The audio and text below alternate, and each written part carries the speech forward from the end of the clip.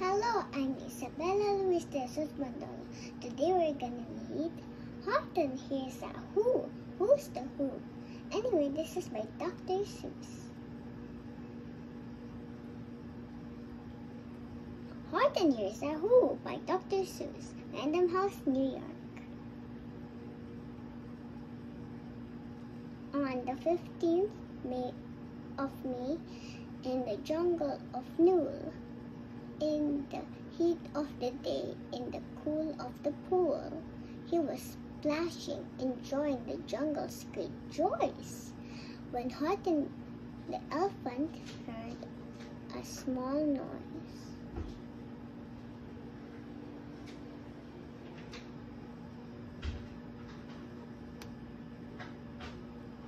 So Horton stopped splashing. He looked toward the sound. That's funny, thought Horton. There's no one around. Then he heard it again, just a very faint yelp,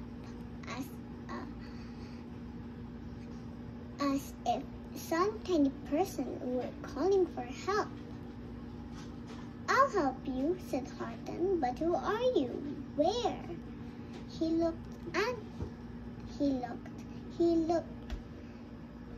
He could see nothing there but a small speck of dust blowing past through the air.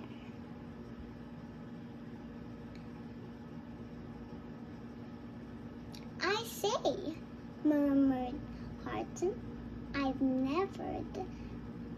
never heard tell of a small speck of dust that is able to yell. So you know what I think? Why, I think that there must be someone on top of that small speck of dust. Some sort of creature of very small size, too small to be seen by an elephant's eyes.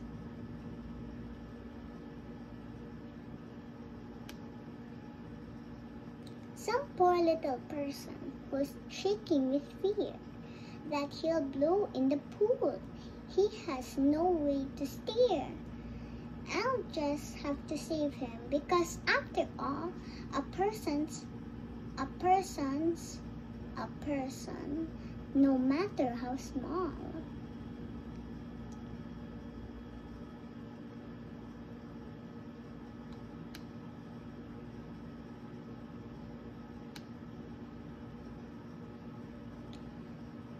So gently and using the greatest of care, the elephant stretched his great trunk through the air, and he lifted the dust speck and carried it over and placed it down safe on a very safe clover.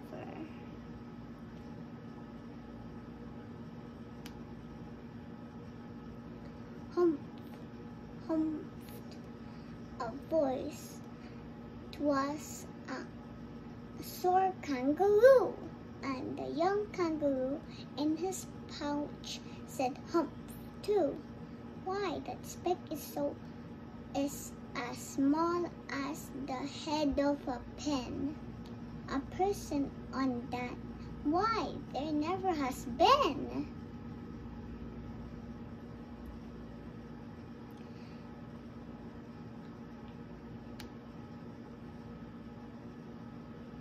Believe me, said Horton, I tell you sincerely, my ears are quite keen and I heard him quite clearly.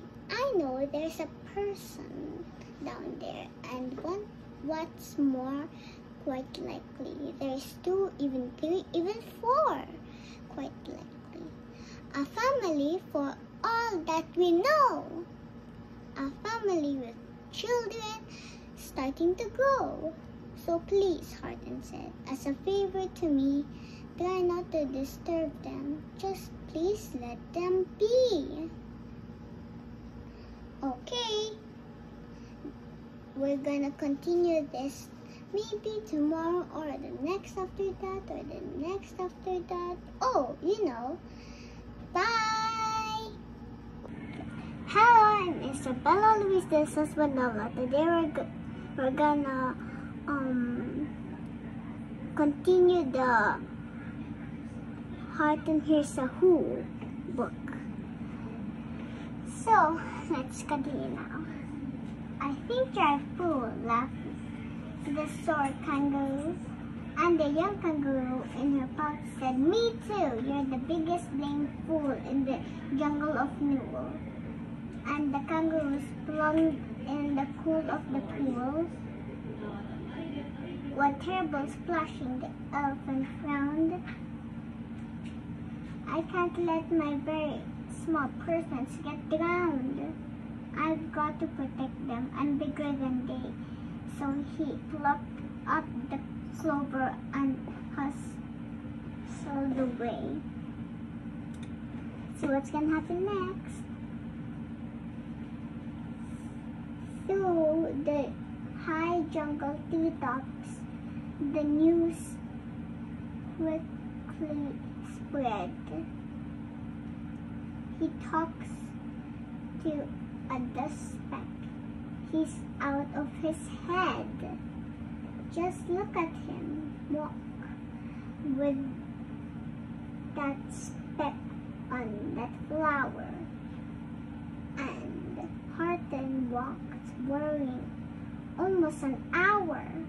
Should I put the speck down? Horton thought with alarm. If I do, these small persons may come to great harm. I can't put it down. And I won't. After all, a person's a person, no matter how small. Then Horton stopped walking. The speck voice was talking. The voice was so faint he could just barely hear it. "Speak up, please," said Horton. He put his ear near it.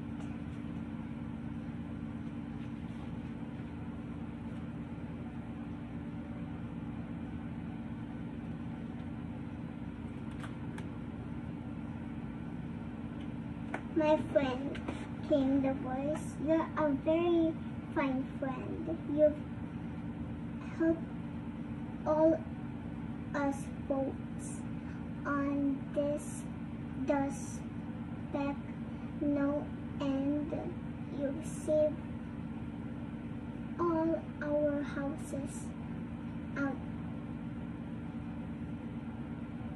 ceilings and floors. You've saved all our churches and grocery stores." What? That's a tiny world? I didn't know that. I thought they were just exploring, and then they got trapped.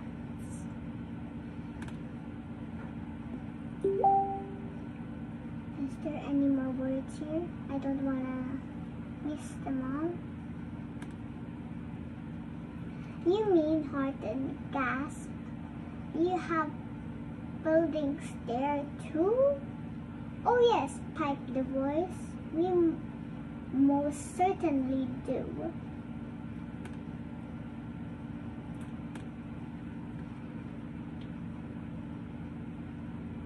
"I know," called the voice. "I'm too small to be seen, but I'm mayor of a town that is friendly and clean. Our buildings to you would seem terribly small, but to us who aren't big, they are wonderfully tall. My town is called Whoville, for I am Who, and we Whos are all thankful and grateful to you." And Horton called back to the mayor of the town, "You're safe now. Don't worry. I won't let you down."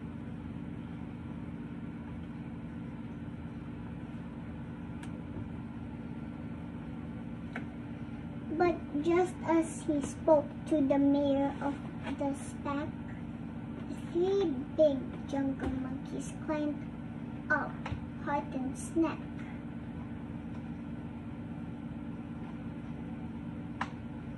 The Wickersham brothers came shouting, "What rot!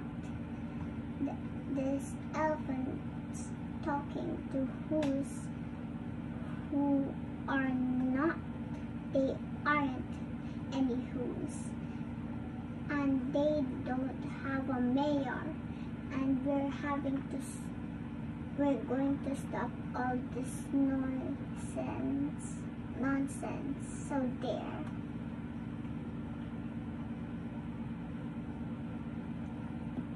Oops.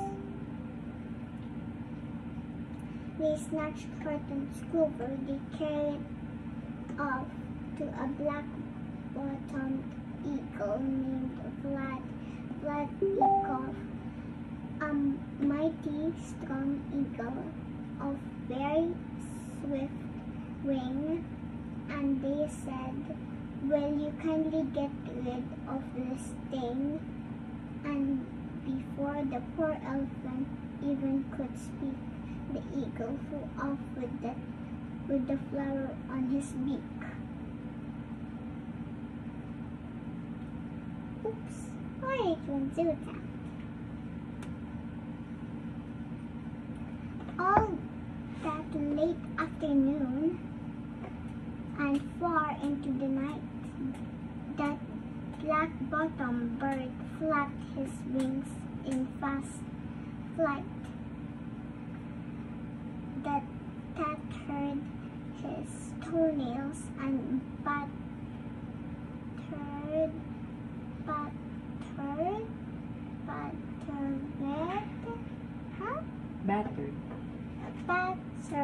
his bones and begged, "Please don't harm all my little folks who have as much right to live as us bigger folks do." But far, far beyond him, that eagle kept flapping, and over his shoulder called back, "Quit your yapping. I'll fly the night through. I'm a bird. I don't mind it. And I'll hide this tomorrow where you'll never find it." Oh no, that poor little guys. Oh, I thought the bird was gonna be super scary, but it's super fun actually.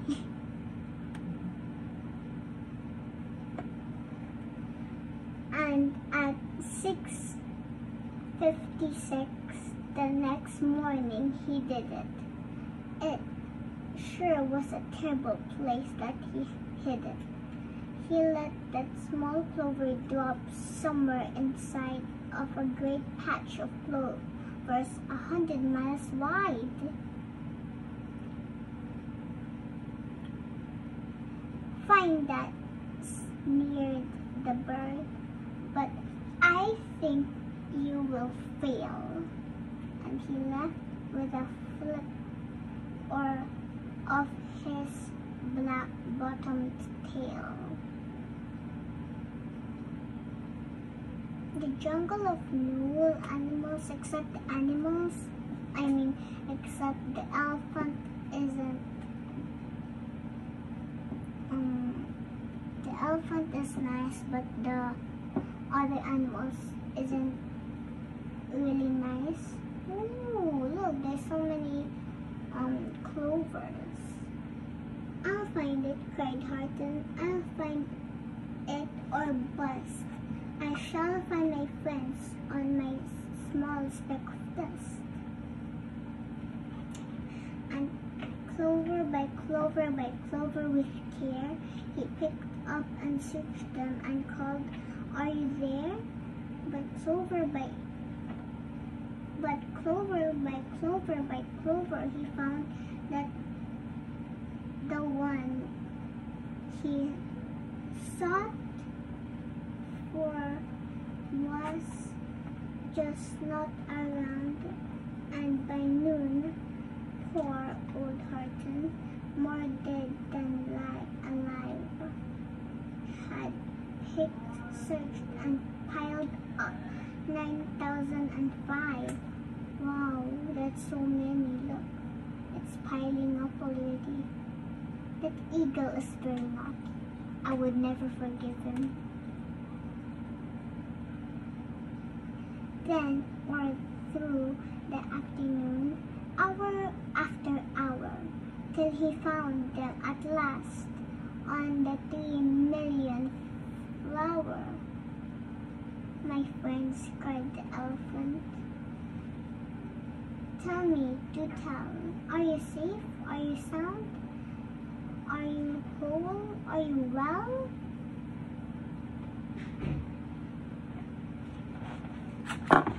Oops. To be continued. Bye. Hello, today we're gonna continue Horton Hears a Who. This is a really long book. Let's continue.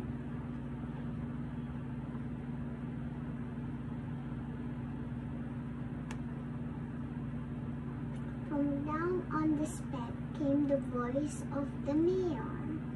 We really had trouble, much more than our share. When the black-bottomed birdie let go and we dropped, we landed so hard that our clocks have all stopped. Our teapots are broken, our rocking chairs smashed, and our bicycle tires all blew up when we crashed.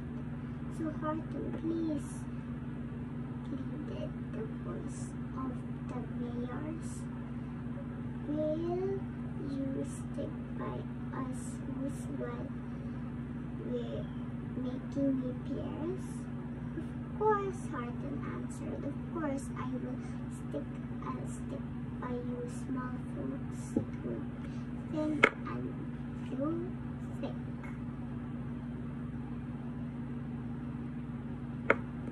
Horton is very, very, very kind.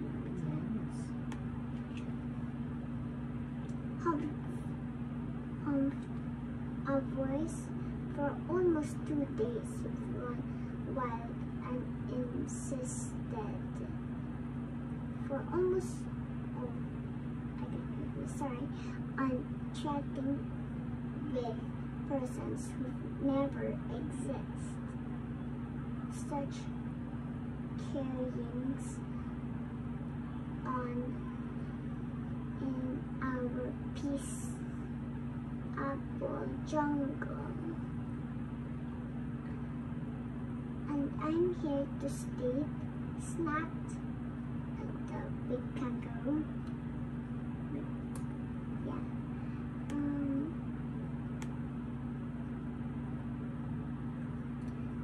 That your silly nonsensical game is all through. And the young kangaroo in her pouch said, me too. It keeps on saying me too.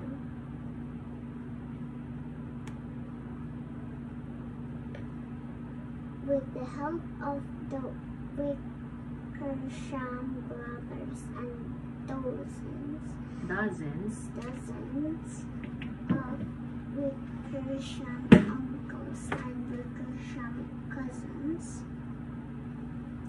and Wickersham in-laws whose help I engaged. You're going to be roped and you're you're going to be caged. And as for you, the speck, ha. Ha. Ha. That we should boil in a hot steaming kettle of hazelnut oil. Boil it, gas Horton. Oh, that you can't do. It's all full of persons. They'll prove it to you.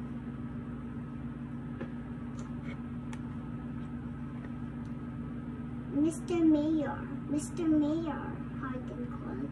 Mr. Mayor, you've got to prove now that you really are there. So call a big meeting, get everyone out, make every who holler, make every who shout, make every who scream. If you don't, every who is going to end up in hazelnut stew.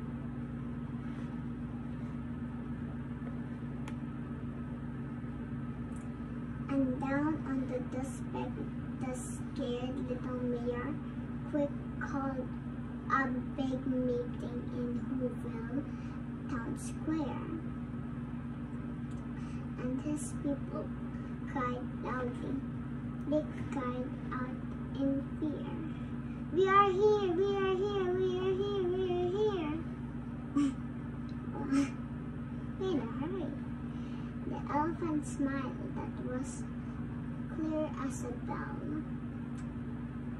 You kangaroos surely heard that very well. All I heard, snapped the big kangaroo, was the breeze and the faint sound of wind through the far distant trees. I heard no small voices, and you didn't either.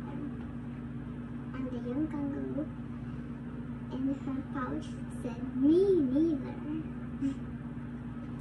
Grab him, they shouted. And caged the big dope. Lasso his stomach with 10 miles of rope. 10 miles of rope. Tie the knots tight so he'll never shake loose. Then dumb speck in the hazelnut juice. Why do they really want to boil it? That's not good. They need to figure it out before they say nonsense. Horton fought back with great vigor and vim, but the Wickersham gang was too many for him. They beat him. They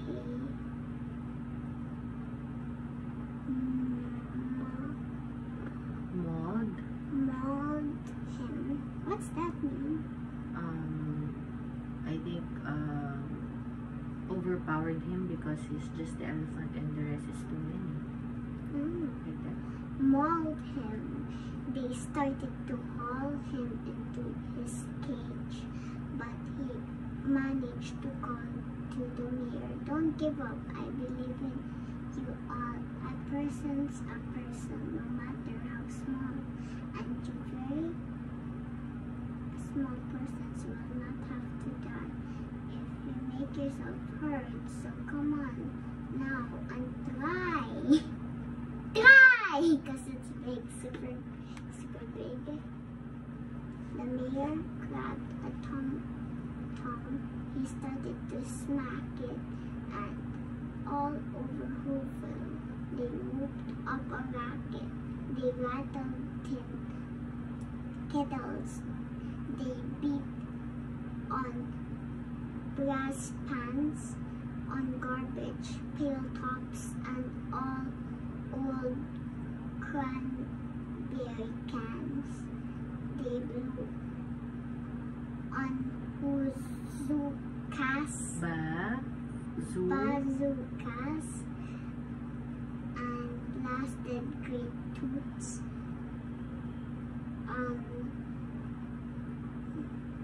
clarinets,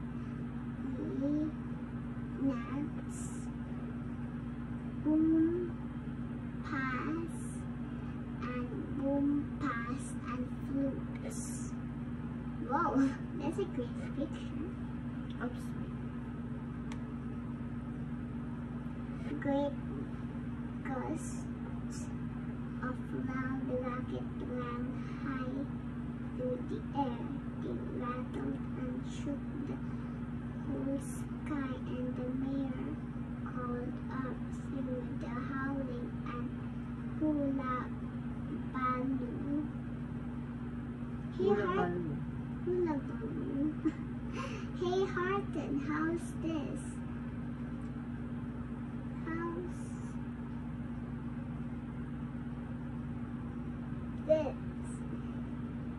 Is our sound coming through? And Horton called back, I can hear you just fine, but the kangaroo's ears aren't as strong quite as mine. They don't hear a thing. Are you sure all your boys are doing their best?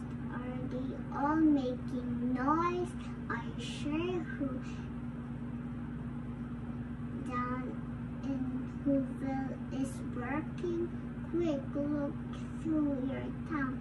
Is there anyone shrinking? Shirking. Shirking? What's that? I think lazy or something, not working, or whatever. Through the town rushed the mayor, from the east to the west, but everyone seemed to be doing his best. Everyone seemed to be yapping or yipping. Everyone seemed to be beeping or bipping.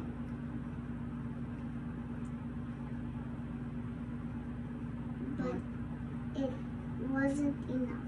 All this ruckus and roar, he had to find someone to help him make more.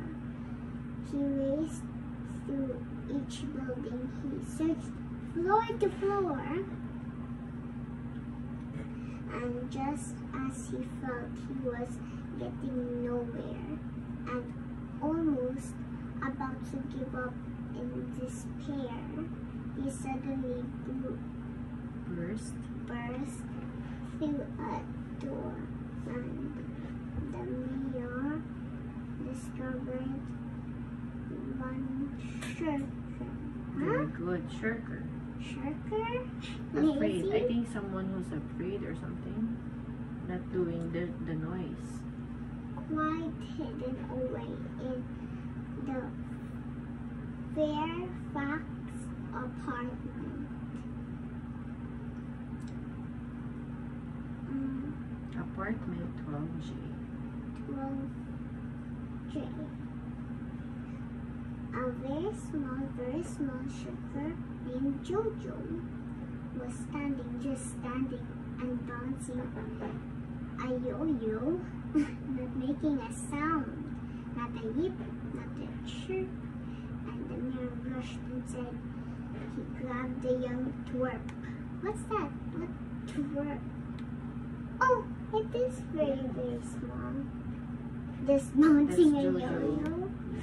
Jojo is so super.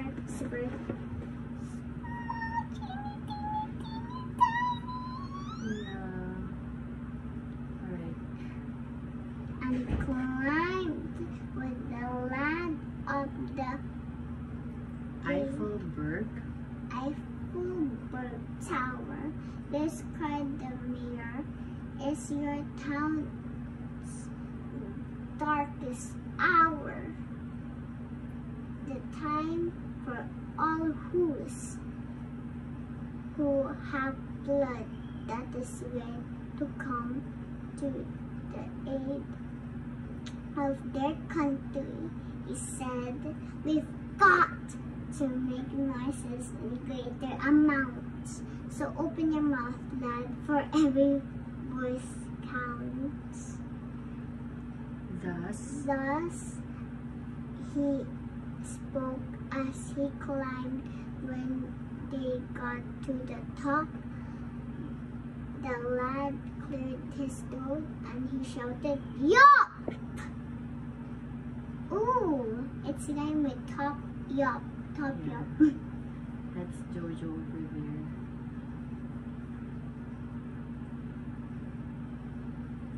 And that yup, that one small extra yup, put it over. Finally, at last, from that speck on the clover, their voices were heard. They rang out clear and clean, and the elephant smiled. Do you see what I mean? They proved that they are persons, no matter how small, and their whole world was saved by the smallest of all. Ooh, that's really good speech, huh? How to? Yes, how to, said the big kangaroo. And from now on, you know what I'm planning to do. From now on, I'm going to protect them with you. And the young kangaroo in her pouch said, You wanna take a guess what the young kangaroo said again?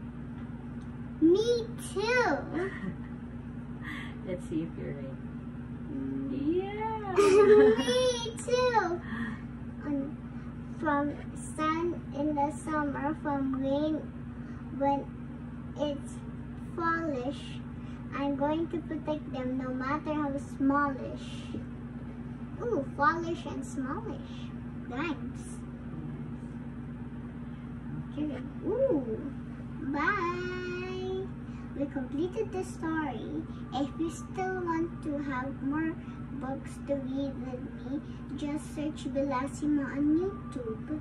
Bye!